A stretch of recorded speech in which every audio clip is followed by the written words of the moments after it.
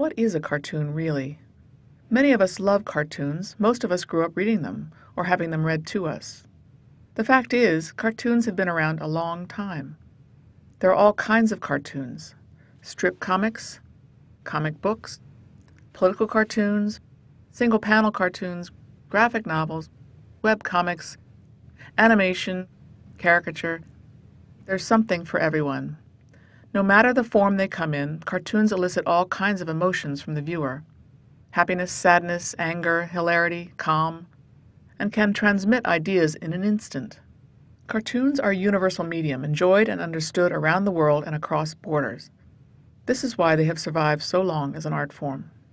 But how can a medium that is on the surface so simple have so much influence and at times be so meaningful? Let's look at what a cartoon is. It starts with an idea. The idea can be verbal, written in words, or it can be visual.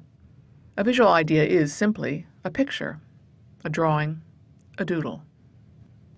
These ideas come from a variety of places. The cartoonist might find the idea from observing life, reading a newspaper, trolling online. It can come from a sentence someone said, or a single word heard on television. Cartoonists are like sponges. They soak up people, places, mannerisms, clothing, and behavior. Sometimes they might jot them down in a little black book that they carry around with them.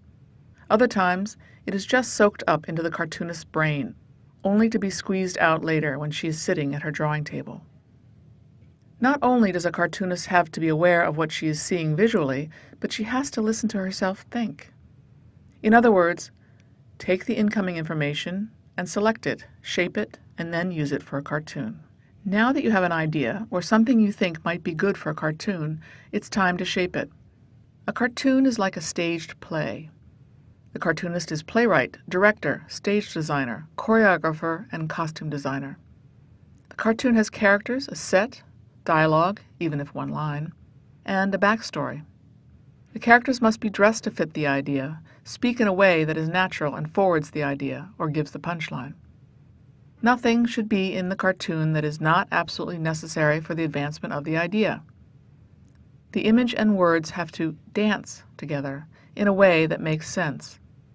It can be a graceful dance or an awkward dance, if that is part of the humor or idea. And then the execution.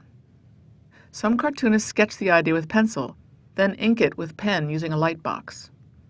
Others visualize the image in their head and draw directly on the paper in pen. Different kinds of pens are used: felt tip, mechanical pen, or a crow quill. Paper can be lightweight or heavy bond. Many cartoonists add gray tone called a wash by using black watercolor and a brush.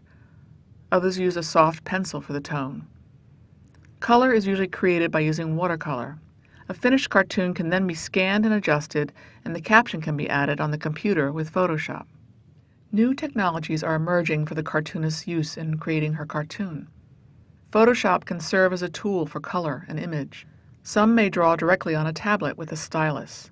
The choices at this stage of creation work in tandem with the idea, and often when the final caption is added, it gets adjusted yet again. But little is left to chance, except perhaps some of the watercolor. All these elements function in concert with one another. It's almost like a dance of words, ideas, and images that work together in order to make the cartoon a timeless, resilient work of art.